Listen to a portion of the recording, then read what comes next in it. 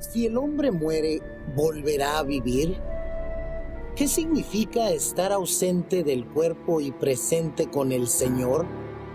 ¿Fue Jesús con el ladrón al paraíso el Viernes Santo? ¿Claman en realidad las almas de los muertos debajo del altar? El pastor Bo responde a estas y otras preguntas en la serie extraordinaria Textos Difíciles sobre el estado de los muertos. Inclinemos nuestros rostros para orar. Padre Celestial, te damos gracias por el privilegio que nos concedes de venir aquí este día con el fin de abrir tu palabra y escuchar tu voz. Pedimos, Padre, que tu Espíritu Santo nos acompañe y nos enseñe. Y te damos gracias por escuchar nuestra oración, porque te lo pedimos en el nombre de Jesús. Amén. Durante la serie que estamos comenzando hoy, vamos a estudiar textos difíciles y complicados sobre el estado de los muertos. Vamos a analizar versículos tales como el rico y Lázaro, el ladrón en la cruz. Vamos a analizar el pasaje sobre la pitonisa de Endor, pasajes del apóstol Pablo donde habla de estar ausente del cuerpo y presente con el Señor.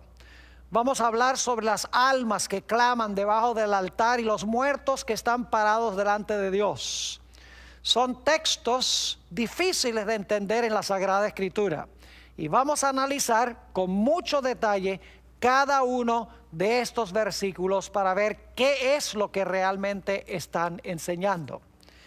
Pero el tema que queremos tratar en nuestro estudio de hoy se titula El árbol de la inmortalidad. Y queremos comenzar nuestro estudio abriendo nuestras Biblias al libro de Génesis, el primer libro de la Sagrada Escritura, el capítulo 2 y el versículo 7. Génesis, el capítulo 2 y el versículo 7. Aquí encontramos que Moisés, quien escribió el libro de Génesis, está hablando sobre la creación de la vida. Y dice así: Entonces Jehová Dios formó al hombre del polvo de la tierra y sopló en su nariz aliento de vida, y fue el hombre un ser viviente. Quiero que noten de qué está compuesto el hombre. Dice que Dios formó el cuerpo del hombre de polvo, luego puso en su nariz el aliento de vida o el espíritu de vida, y como resultado, cuando se unió el polvo con el aliento, dice la Biblia que el hombre fue un ser viviente. O como dicen algunas versiones, fue el hombre un alma viviente.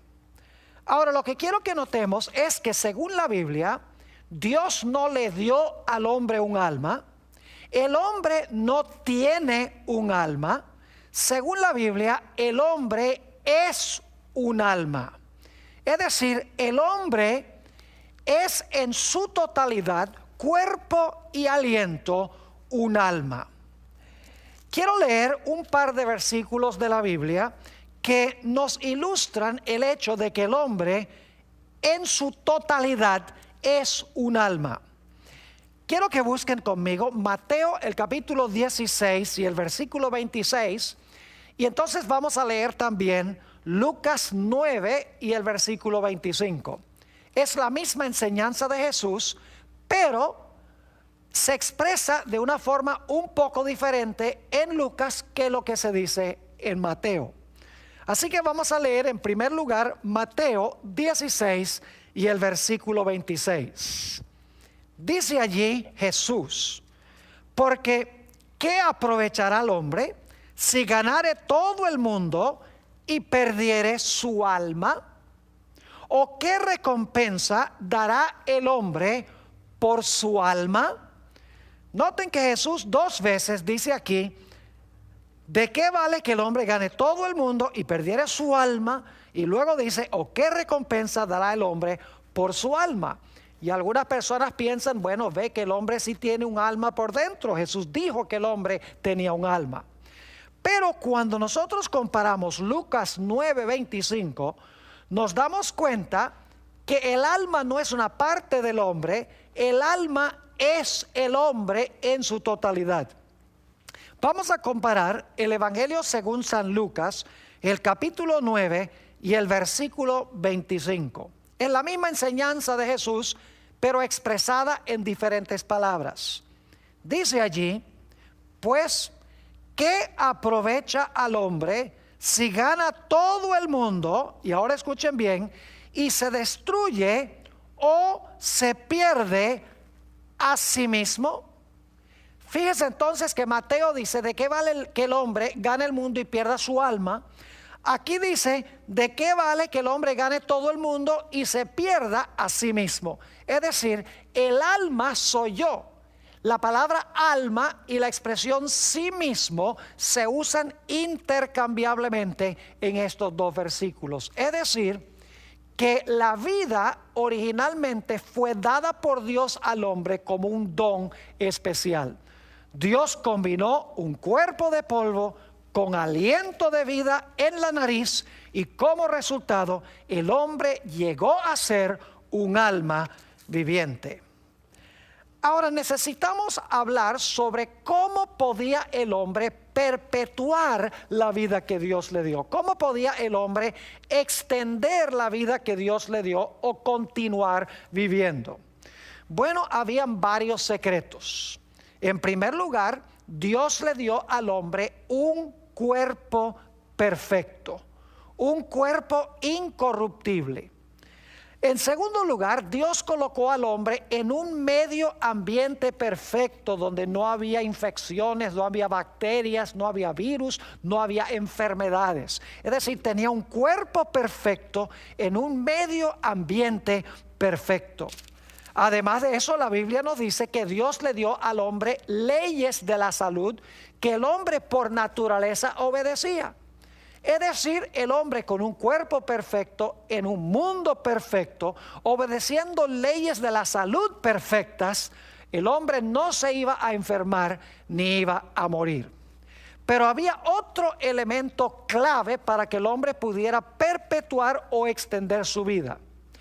Aún teniendo un cuerpo perfecto, aún teniendo un ambiente perfecto y obedeciendo leyes perfectas, sin este último elemento, el hombre no podía continuar viviendo.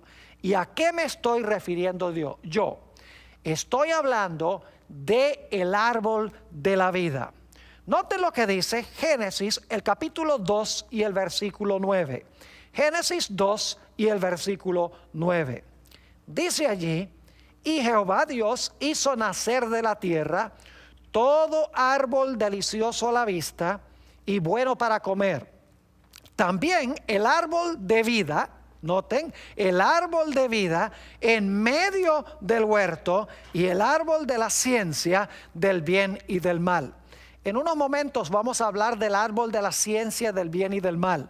Pero quiero que noten que Dios colocó en medio del huerto el árbol de la vida. Y vamos a encontrar que para que el hombre pudiera continuar viviendo, el hombre debía continuar comiendo regularmente del árbol de la vida. Es decir, el hombre no tenía vida propia, vida inherente. La vida del hombre dependía del árbol de Dios. Es decir, la vida del hombre era contingente, no era absoluta y propia. Podríamos pensar del árbol de la vida como un cargador de baterías. Ustedes saben que, por ejemplo, si tienen un teléfono celular, necesitan regularmente conectar el cargador de baterías del celular para que el celular pueda recobrar su energía. O si no, el celular, por así decirlo, se muere. De la misma manera sucedió con el hombre. Dios colocó el árbol en el huerto y el hombre debía regularmente, y yo creo que era mensualmente, veremos un poco más adelante, el hombre debía venir y comer del árbol de la vida y de esa manera iba a reabastecer la energía que Dios le había dado originalmente. Permítame leerles un par de citas, en realidad son 3 citas, 2 son de la autora Elena White y una cita es de otro teólogo con el nombre de Wheeler Robinson sobre el árbol de la vida. La primera cita la encontramos en el libro Testimonios para la Iglesia, tomo 8, página 288, donde dice la autora lo siguiente: el fruto del árbol de la vida en el huerto de Edén tenía poder sobrenatural. Noten, el fruto tenía poder sobrenatural. Sigue diciendo, comer de él significaba vivir para siempre. Su fruto era el antídoto de la muerte. Sus hojas tenían el fin de perpetuar la vida y la inmortalidad.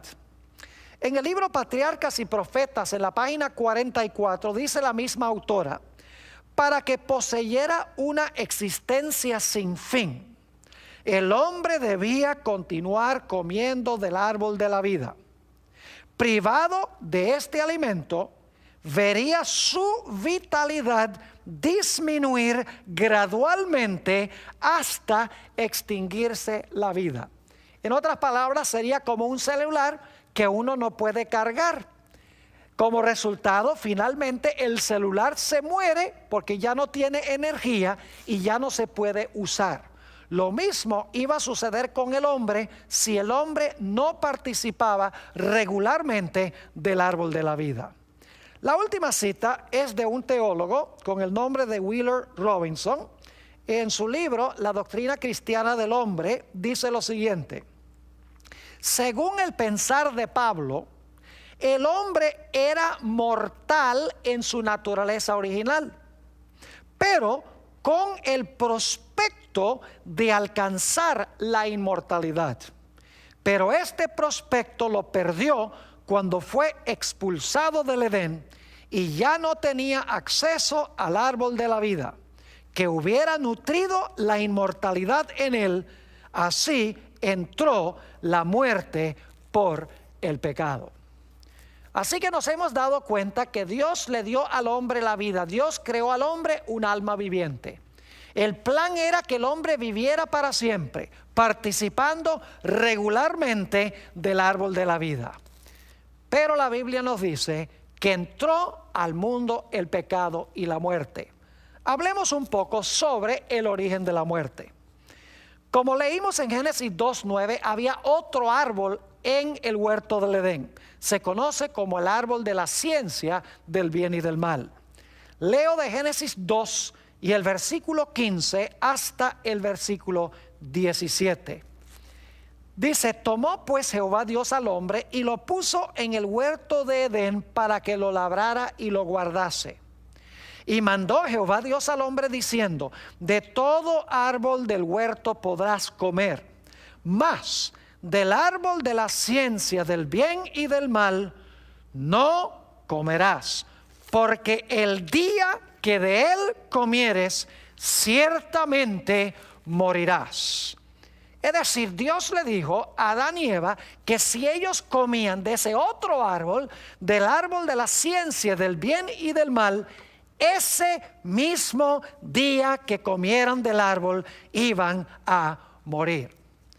Ahora yo quiero que ustedes noten que en el huerto del Edén había otro personaje que odiaba a Dios y quería compartir con Adán y Eva una gran mentira. Se trata de la serpiente antigua, el diablo y Satanás. Dios había dicho: el día que comas del árbol, ese día vas a morir. Pero noten lo que dijo la serpiente en Génesis el capítulo 3 y el versículo 4. Entonces la serpiente dijo a la mujer: no moriréis. Ahora surge la pregunta: ¿quién tenía razón? ¿Tenía razón Dios cuando dijo que si comía Adán y si comía Eva del árbol iban a morir? ¿O tenía razón Satanás cuando dijo: si comen del árbol no van a morir? La realidad es que la palabra de Dios se mostró verídica. Noten en Génesis 3 y el versículo 6 que Adán y Eva desobedecieron el mandato de Dios y comieron del árbol de la ciencia del bien y del mal. Dice allí en Génesis 3:6: y vio la mujer que el árbol era bueno para comer y que era agradable a los ojos y árbol codiciable para alcanzar la sabiduría, y tomó de su fruto y comió y dio también a su marido, el cual comió así como ella. Ahora se debía demostrar si iban a morir o si no iban a morir. Dios dijo que si comían de ese árbol iban a morir. Satanás dijo, si comen del árbol no van a morir. ¿Quién tenía razón? En Génesis 3 y el versículo 19, Dios pronunció la sentencia sobre Adán. Dice allí en Génesis 3:19, con el sudor de tu rostro comerás el pan hasta que vuelvas a la tierra, porque de ella fuiste tomado, pues polvo eres y al polvo regresarás o tornarás de nuevo. Es decir, Dios le dijo a Adán y le dijo a Eva, ustedes comieron del árbol y por lo tanto van a morir. Ahora inmediatamente nos preguntamos, ¿por qué es que el hombre iba a morir? ¿Sería porque su cuerpo se iba a degenerar? Eso era parte del problema. ¿Sería que su medio ambiente se iba a deteriorar? Ciertamente es parte del problema. ¿Sería que el hombre iba ahora a desobedecer las leyes perfectas de la salud que Dios había establecido? Ciertamente era parte del problema. Pero la razón principal por la cual Adán y Eva iban a morir ahora es porque ya no tenían acceso al árbol de la vida. Es aterrador pensar que si hubieran tenido acceso al árbol de la vida, regularmente siendo pecadores, hubieran podido vivir indefinidamente, pero no felices, sino en miseria. Y por lo tanto Dios les vetó el árbol de la vida. Dijo, ya no van a comer más del árbol de la vida. Noten lo que dice en Génesis el capítulo 3 y el versículo 22 al 24 sobre el hecho de que Dios le prohibió a Adán y Eva, hizo imposible que ellos comieran del árbol de la vida. Dice allí, y dijo Jehová Dios, he aquí el hombre es como uno de nosotros, sabiendo el bien y el mal.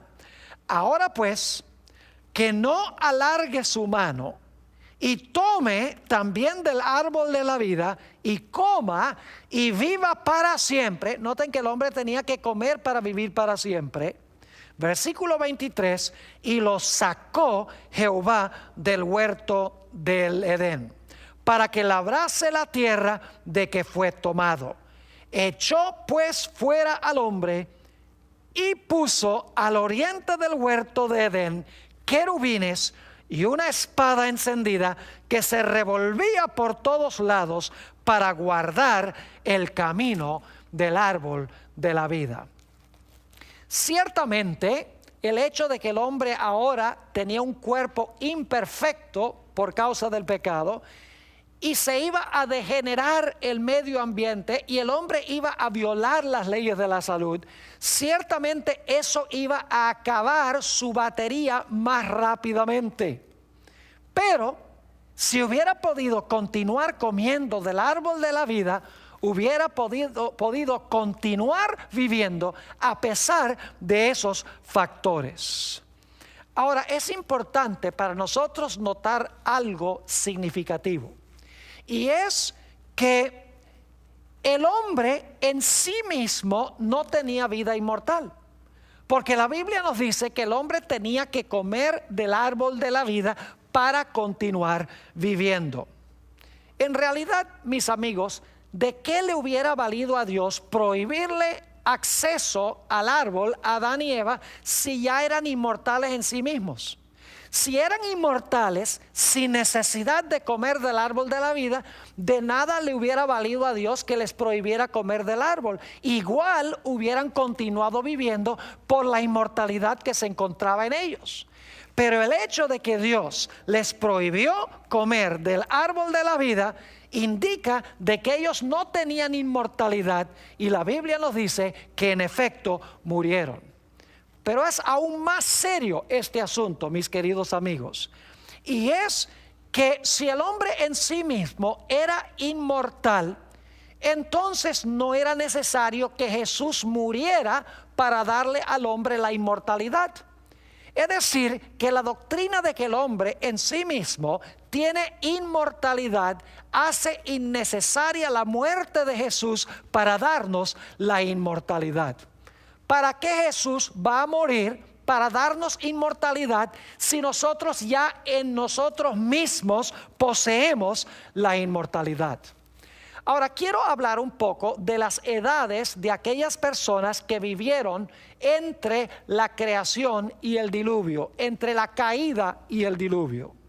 En Génesis, el capítulo 5, tenemos la lista de ciertos héroes antediluvianos. Y es interesante notar la cantidad de años que vivieron cada una de esas personas. Solamente les voy a mencionar las edades, no vamos a leer los versículos, ustedes pueden leerlo en Génesis el capítulo 5. Dice allí que vivieron hasta tener 930, 912, 905, 910, 895, 962, 969, 777, y Noé vivió hasta tener 950 años. La gente dice, ¿cómo es que esa gente podía vivir tan largo periodo de tiempo? La respuesta es que esa gente tenía la batería casi totalmente cargada, porque estaba más cerca al tiempo cuando Adán y Eva tenían acceso al árbol de la vida. Es decir, que su batería no se había agotado como la batería de los que vivimos en esta tierra. Y sin embargo, escuchen bien, a pesar de que tenían la batería casi plenamente cargada porque estaban cerca del momento de la creación, de todas maneras, cerca de 1000 años después, Matusalén y otros murieron porque no tenían acceso al árbol de la vida. Es interesante notar que a pesar de que vivieron todos esos años, murieron.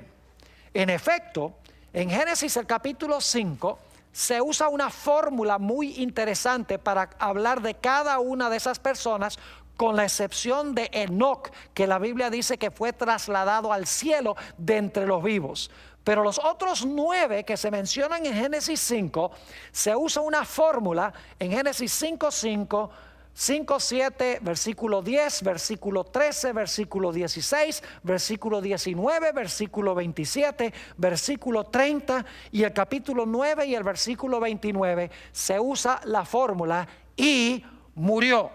Es decir, que la palabra de Dios se mostró verídica y cierta.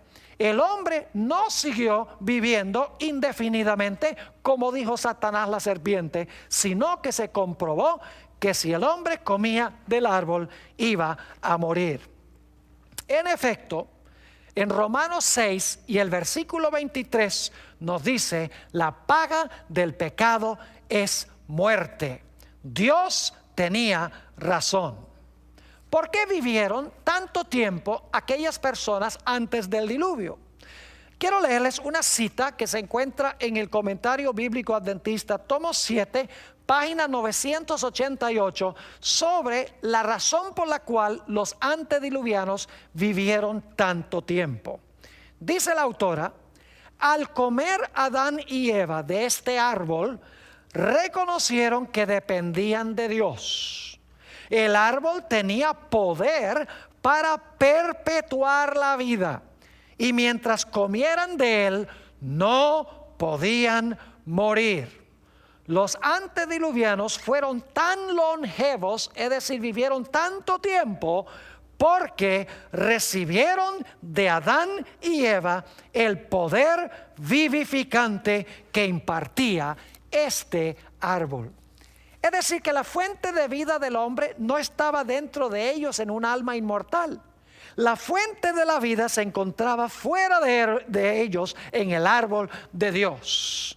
Si no podían comer del árbol, aunque tenían la batería bien cargada, últimamente iban a morir. Y eso es lo que pasó con toda esa generación.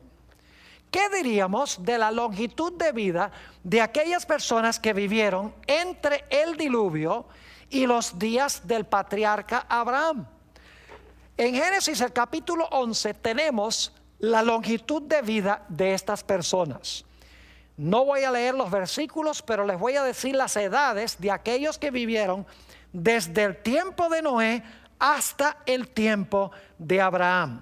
Varios centenares de años. Dice en Génesis 11 que vivieron hasta tener 600, 438, 433, 464, 239 y otra persona también vivió 239, 230, 148, 205 y 175. Ahora, había varios factores que llevaron a que las edades se acortaran tanto. Entre ellas estaba la idea de que el hombre tenía un cuerpo cada vez más imperfecto por causa del pecado. Además de eso, después del diluvio, el medio ambiente se dañó muy rápidamente. Y luego la Biblia nos dice que los seres humanos violaban las leyes de la salud que Dios había dado. Es decir, por estos factores se deterioró el periodo de vida de estas personas y no pudiendo comer del árbol de la vida, finalmente su vida se extinguió. Nuevamente se comprueba que ellos no eran inmortales en sí mismos, tenían que haber comido del árbol de la vida para continuar viviendo. Ahora hablemos de la longitud de vida en los días de Moisés. Estos son varios centenares de años después de Abraham.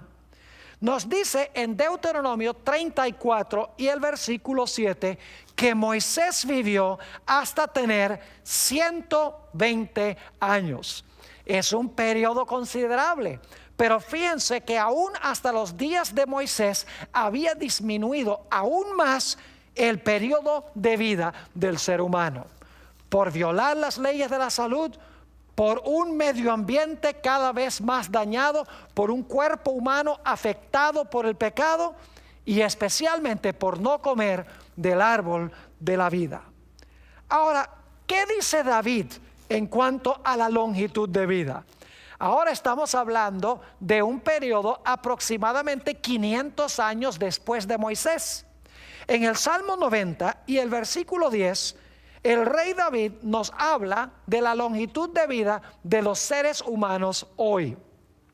Dice ahí en el Salmo 90 y el versículo 10, los días de nuestra edad son 70 años, y si en los más robustos son 80 años, con todo su fortaleza es molestia y trabajo, porque pronto pasan y volamos. Es decir, a partir de los días de David, la longitud de vida disminuyó hasta 70 o hasta máximo 80 años. Ahora hay excepciones, hay personas que viven hasta 100, hasta 105, pero son las excepciones a la regla. Ahora necesitamos regresar a un punto que tratamos hace unos momentos. Ustedes recuerdan que Dios le dijo a Adán y Eva que el día que ellos comieran del árbol de la ciencia del bien y el mal, ese mismo día iban a morir. Quiero leer nuevamente ese texto en Génesis el capítulo 2 y el versículo 16 y 17. Dice allí: de todo árbol del huerto podrás comer, mas del árbol de la ciencia del bien y del mal no comerás. Y luego dice: porque el día que de él comieres, ciertamente morirás. inmediatamente nos preguntamos, ¿por qué razón Adán y Eva no murieron ese mismo día? Ya hemos visto que Adán vivió hasta tener 930 años. Según dijo Dios, deberían haber muerto ese mismo día. Aquí llegamos a un punto que nos trae gran esperanza. Porque el hombre, como hemos visto, no podía comer del árbol de la vida. Entonces la pregunta es, ¿tenía el hombre alguna esperanza de poder vivir eternamente a pesar de haber pecado? Nos dice en Génesis el capítulo 3 y el versículo 21 que el mismo día que Adán y Eva pecaron se realizó un evento supremamente importante. Hubo una muerte el día en que Adán y Eva pecaron, pero no fueron ellos. ¿Y por qué no fueron ellos? Génesis el capítulo 3 y el versículo 21 nos dice lo siguiente. Y Jehová Dios hizo al hombre y a su mujer túnicas de pieles y los vistió. El primer resultado del pecado para Adán y Eva es que quedaron desnudos. Es decir, la desnudez es el fruto del pecado. Pero ahora Dios dice que tomó túnicas de pieles para cubrir la desnudez de Adán y Eva. Ahora yo pregunto, ¿qué necesitó suceder para que Dios pudiera tener pieles para cubrir la vergüenza de la desnudez de Adán y Eva? No cabe duda que hubo que sacrificar ese día uno o tal vez dos animales para que se pudieran adquirir las pieles para cubrir la vergüenza de la desnudez del pecado de Adán y Eva. Y esos animales sacrificados ese día en realidad representaban el hecho de que Jesús iba a venir a este mundo, iba a derramar su sangre para cubrir la vergüenza de la desnudez del hombre y darle al hombre nuevamente la esperanza de la inmortalidad. Alguno dirá, pero pastor, ¿por dónde dice la Biblia que el sacrificio de Jesús estaba prefigurado en el sacrificio de ese animal o de esos animales? En el Nuevo Testamento tenemos varios versículos de los cuales quiero leer dos. Primera de Pedro, el capítulo 1 y el versículo 18 hasta el versículo 20. Dice allí el apóstol San Pedro, sabiendo que fuisteis rescatados de vuestra vana manera de vivir, la cual recibisteis de vuestros padres, no con cosas corruptibles, es decir, no fuimos rescatados con cosas corruptibles como oro o plata, sino con la sangre preciosa de Cristo, como de un cordero sin mancha y sin contaminación. Y ahora escuchen bien, ya destinado, es decir, destinado a morir como el cordero, desde antes de la fundación del mundo, pero manifestado en los postreros tiempos por amor de vosotros. Es decir, Jesús se manifestó en la época cuando escribió el apóstol Pedro, pero dice aquí que ya estaba destinado a morir desde antes de la fundación del mundo. Y en Apocalipsis 13 y el versículo 8 tenemos otro versículo que claramente indica de que el plan de salvación había sido elaborado aún antes de que el hombre pecara.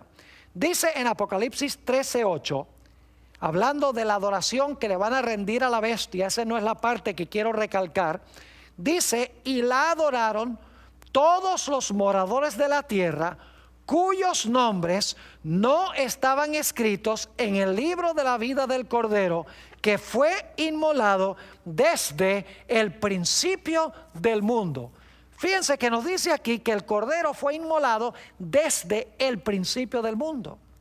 Es decir, que el mismo día que Adán y Eva pecaron, ese día debían haber muerto Adán y Eva, pero ese mismo día se sacrificó un animal o posiblemente dos animales, y de esa manera Jesús estaba indicándole a Adán y Eva que Él era el Cordero que en el futuro iba a venir para pagar la deuda de pecado de ellos. Ahora, la Biblia, mis queridos amigos, enseña que solamente Dios tiene inmortalidad. Nuevamente repito, si el hombre era inmortal en sí mismo, ¿para qué tenía que morir Jesús para darle lo que ya tenía? Quiero leer de 2 de Timoteo el capítulo 1 y el versículo 10, a donde nos habla de la inmortalidad y a quién le pertenece. Dice en 2 de Timoteo 1 y el versículo 10, hablando de la manifestación de Jesús en esos días, dice: pero ahora ha sido manifestada por la aparición de nuestro Salvador Jesucristo, el cual, ahora escuchen bien, quitó la muerte y sacó a la luz vida y la inmortalidad por el Evangelio. Fíjense que Jesús sacó a la luz la vida y la inmortalidad y abolió la muerte. Pero si el hombre es inmortal, ¿para qué había que abolir la muerte si el hombre ya no podía morir porque era inmortal? La Biblia nos dice claramente que Jesús quitó la muerte y cuando Él murió, Él trajo al hombre nuevamente la posibilidad de la inmortalidad por medio del Evangelio. En Romanos 2 y el versículo 6 y 7 tenemos otro texto muy interesante donde nos dice que nosotros tenemos que buscar la inmortalidad. Ahora, mis queridos amigos, si tenemos que buscar la inmortalidad, obviamente no la tenemos ya. Dice allí el apóstol San Pablo en el libro de los Romanos, el capítulo 2 y el versículo 6 y 7, el cual pagará a cada uno conforme a sus obras. Vida eterna a los que, perseverando en bien hacer, noten, buscan gloria y honra e inmortalidad. Es decir, la inmortalidad hay que buscarla y por lo tanto significa que no la tenemos por naturaleza. Jesús trajo la inmortalidad a la luz a través del Evangelio, a través de su muerte. Obviamente, si Jesús trae la inmortalidad, yo no la poseo en mí mismo ya. Pero alguno dirá: pastor, entonces si yo acepto a Cristo, si yo acepto el Evangelio y Cristo me da a mí el don de la inmortalidad, ¿por qué aún nosotros morimos? Si nos da la inmortalidad, si nos garantiza la inmortalidad, entonces ¿por qué es que nosotros todavía morimos? Permítanme explicarles que la muerte que nosotros sufrimos, aun cuando hemos aceptado a Jesús, según la Biblia no significa absolutamente nada. Porque solamente es un sueño, es un momento de silencio hasta que Jesús regrese a este mundo para darnos el toque final de la inmortalidad. Noten lo que dice en 1 de Tesalonicenses, el capítulo 4 y los versículos 15 al 17. Este es un pasaje muy hermoso sobre la resurrección cuando Jesús venga. 1 de Tesalonicenses 4, 15 al 17. Aquí dice el apóstol Pablo: por lo cual os decimos esto en palabra del Señor, que nosotros que vivimos, que habremos quedado hasta la venida del Señor, no precederemos a los que durmieron, es decir, no vamos a ir al cielo antes que los que murieron. Porque el Señor mismo, con voz de mando, con voz de arcángel y con trompeta de Dios, descenderá del cielo. Y los muertos, ahora viene la parte clave, los muertos en Cristo resucitarán primero. No todos los muertos, dice, los muertos en Cristo resucitarán primero. Luego, nosotros los que vivimos, los que hayamos quedado, seremos arrebatados juntamente con ellos, es decir, con los que murieron y resucitaron, en las nubes para recibir al Señor en el aire, y así estaremos siempre con el Señor. Es decir, que si yo recibo a Jesús como mi Salvador, la Biblia dice que yo estoy en Él. Tengo la garantía de inmortalidad. Si yo llegase a morir esta noche, no tengo nada de qué preocuparme, porque Jesús murió la muerte que yo debo morir. Y cuando yo lo recibí, cuando yo lo acepté como mi Salvador, Dios me mira, me incluye en Él. Y cuando Jesús venga, Él me va a dar el toque final de la inmortalidad que me garantizó durante el tiempo que yo estaba vivo. En 1 de Corintios, el capítulo 15 y los versículos 52 y 53, encontramos otro pasaje hermoso sobre la resurrección. Quiero leer 1 de Corintios 15 y en realidad voy a leer empezando en el versículo 51 hasta el versículo 55. Dice allí: he aquí os digo un misterio.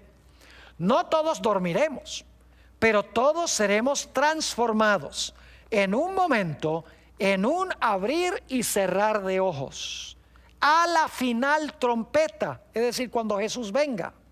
Y los muertos serán resucitados incorruptibles, y nosotros seremos transformados. Porque es necesario que esto corruptible se vista de incorrupción. ¿Cuándo es que nos vamos a vestir de incorrupción? ¿En el momento cuando morimos? No, es a la final trompeta, según dice aquí. Porque es necesario que esto corruptible se vista de incorrupción, y esto mortal se vista de inmortalidad. Si tenemos que vestirnos de inmortalidad, ¿no la tenemos ya?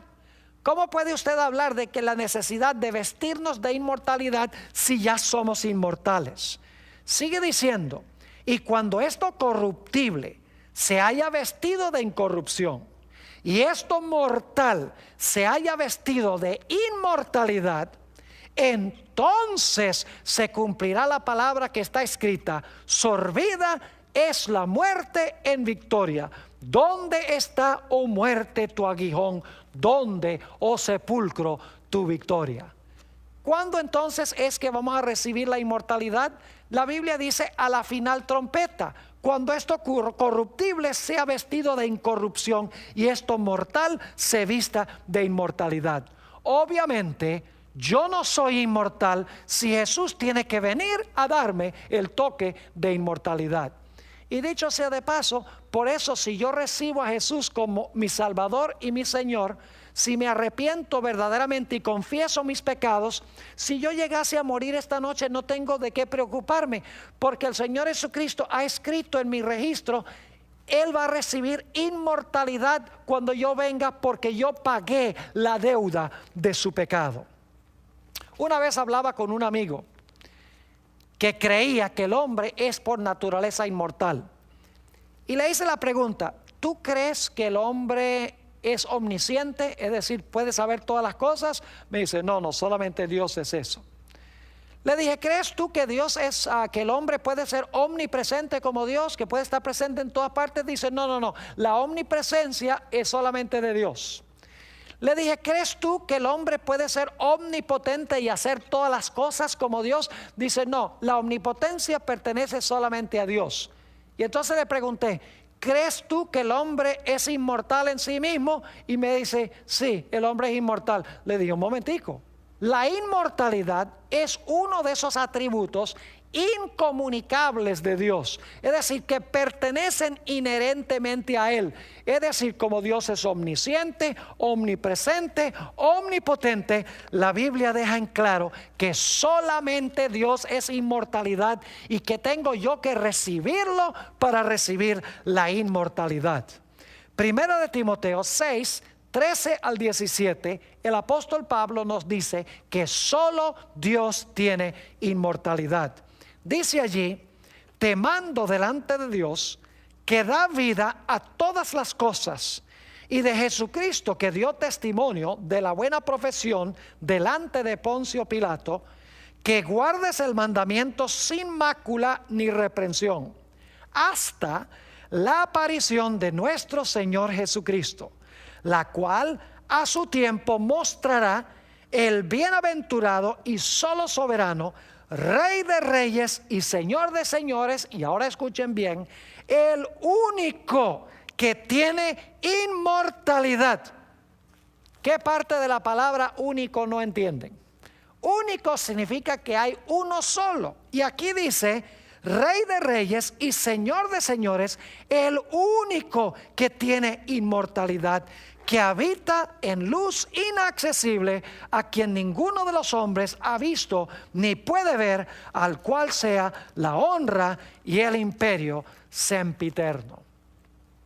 Ahora necesitamos regresar a la idea del árbol de la vida. Escuchen bien, Dios originalmente puso el árbol de la vida en el huerto.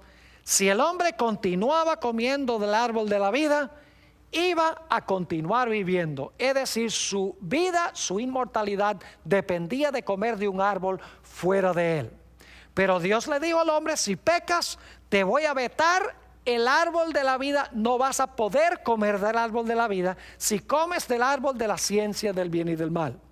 El hombre comió del árbol de la ciencia del bien y del mal. Por lo tanto, Dios sacó a Adán y Eva del huerto. A todos sus descendientes ya no podían comer del árbol de la vida, y por lo tanto los seres humanos murieron. Pero Jesús les dijo: aunque ustedes mueran, si ustedes me reciben a mí en vida, aunque mueran, a través de mí vivirán aún. Cuando yo regrese, les daré el toque final de la inmortalidad. Los voy a resucitar del sepulcro para que puedan vivir para siempre conmigo. Y ahora llegamos al punto crucial. Y es que cuando Jesús resucite a sus hijos, nuevamente tendremos el privilegio de participar del árbol de la vida. Es decir, mis queridos amigos, que nuevamente la vida que tendremos no será nuestra propia. La inmortalidad no será inherente o innata, sino que la inmortalidad seguirá siendo un don de Dios, y tendremos que ir al cargador de baterías aún en el cielo y en la tierra nueva para comer del árbol y así continuar viviendo. De esta manera Dios quiere enseñarnos que nuestra vida no radica en un alma inmortal que tenemos por dentro, que nuestra vida se encuentra sola y exclusivamente en Él. Quiero leer algunos versículos que hablan de la restauración del hombre al árbol de la vida. Apocalipsis, el capítulo 21 y el versículo 4, hablando del momento cuando termine el pecado y la miseria en este mundo, dice lo siguiente: enjugará Dios toda lágrima de los ojos de ellos, y ya no habrá muerte, ni habrá más llanto, ni clamor, ni dolor, porque las primeras cosas pasaron. Noten que aquí dice que ya no habrá más muerte. Y la pregunta clave es: ¿por qué no habrá más muerte? Vamos al libro de Isaías, el capítulo 66 y los versículos 22 y 23. Isaías 66 y los versículos 22 y 23. Cuando lleguemos a la Nueva Jerusalén, la Biblia nos enseña que vamos a ir de mes en mes a hacer algo especial allí. Y también de sábado en sábado. Dice en Isaías 66, 22 y 23, está hablando Dios: porque como los cielos nuevos y la nueva tierra que yo hago permanecerán delante de mí, dice Jehová, así permanecerá vuestra descendencia y vuestro nombre. Y ahora escuchen bien: y de mes en mes y de día de reposo en día de reposo vendrán todos a adorar delante de mí, dijo Jehová. Ahora, todos sabemos que la razón por la cual el pueblo de Dios va a ir de día de reposo en día de reposo a adorar delante de Jehová es porque en el cielo y en la tierra nueva vamos a guardar el séptimo día sábado que Dios ha hecho desde la creación para conmemorar su grandeza como creador. Pero ¿por qué dice aquí que vamos a ir a adorar a Dios de mes en mes? La respuesta la encontramos en Apocalipsis 22 y el versículo 1 y 2. Mis amigos y hermanos, vamos a ser restaurados nuevamente al árbol de la vida. Y vamos a ir de mes en mes a participar del árbol de la vida para cargar nuestra batería, para que siempre estemos llenos de vitalidad y de energía. Dice en Apocalipsis 22 y el versículo 1 y 2: después me mostró un río limpio de agua de vida, resplandeciente como el cristal, que salía del trono de Dios y del Cordero. en medio de la calle de la ciudad, y a uno y otro lado del río estaba, noten, el árbol de la vida, que produce 12 frutos, dando cada mes su fruto, y las hojas del árbol eran para la sanidad de las naciones.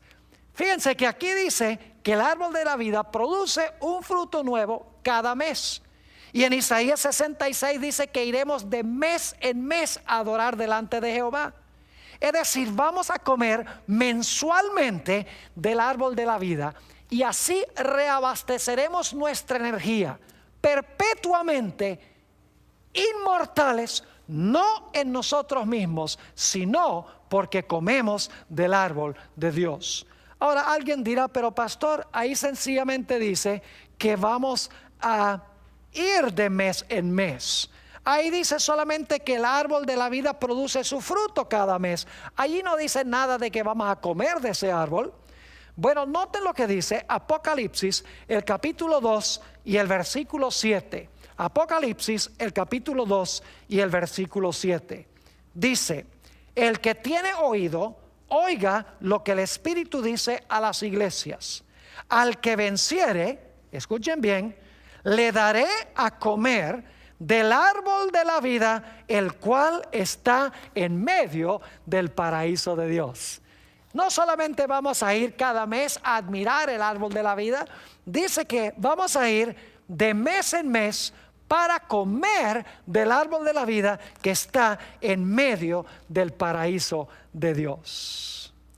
Ahora, ¿cuál es la garantía de que nosotros podremos algún día participar de ese árbol de la vida para continuar viviendo por los siglos de la eternidad? Mis queridos hermanos y amigos, hay una condición, y es que tenemos que recibir a Jesús ahora como nuestro Salvador y Señor. Tenemos que aceptar su vida en lugar de nuestra vida pecaminosa. Tenemos que aceptar su muerte en lugar de la muerte que nosotros debemos sufrir. Es decir, recibiendo a Jesús, puedo tener ahora la garantía de inmortalidad. Y si llego a morir, Jesús cuando venga me va a resucitar y me va a restaurar al árbol de la vida. Podré comer de mes en mes y así vivir por los siglos sin fin. En Juan 3 y el versículo 16, tal vez el versículo más famoso de la Biblia, encontramos estas palabras: porque de tal manera amó Dios al mundo, que ha dado a su Hijo unigénito.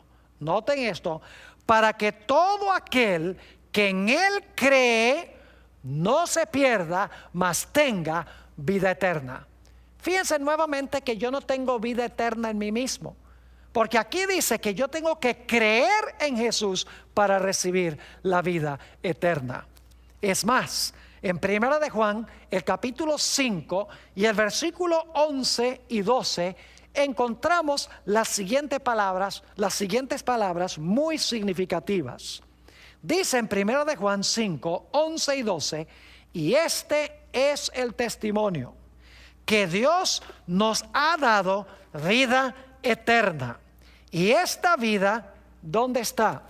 Bueno, en un alma inmortal que yo tengo por dentro, ¿verdad? Claro que no. Dice nuevamente que Dios nos ha dado vida eterna, y esta vida está en su Hijo.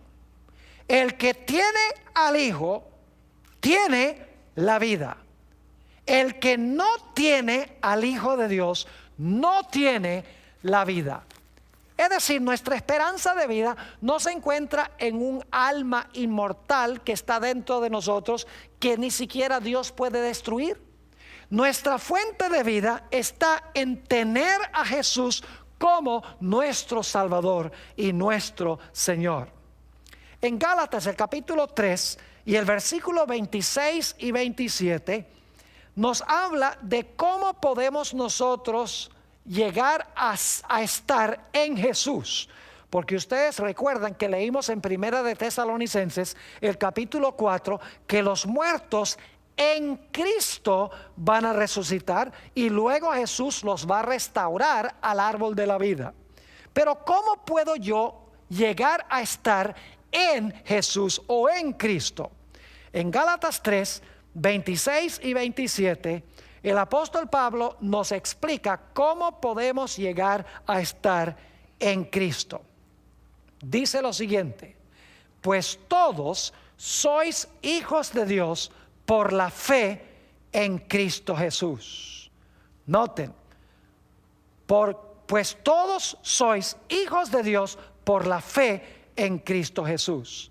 Y luego dice, porque todos los que habéis sido bautizados en Cristo, de Cristo estáis vestidos. Mis queridos amigos, el momento cuando yo llego a estar en Cristo es en el momento del bautismo. Y quiero explicarles por qué razón Dios ha establecido esta ceremonia especial de incorporación del hombre en Jesús. En realidad, la Biblia nos dice que el Señor Jesucristo vivió una vida perfecta. Jesucristo murió, fue sepultado y resucitó de los muertos para no morir más. En la ceremonia del bautismo, yo me incorporo a lo que hizo Jesús, porque yo también he vivido una vida llena de pecado, pero cuando recibo a Jesús, la vida perfecta de Él está en lugar de mi vida imperfecta.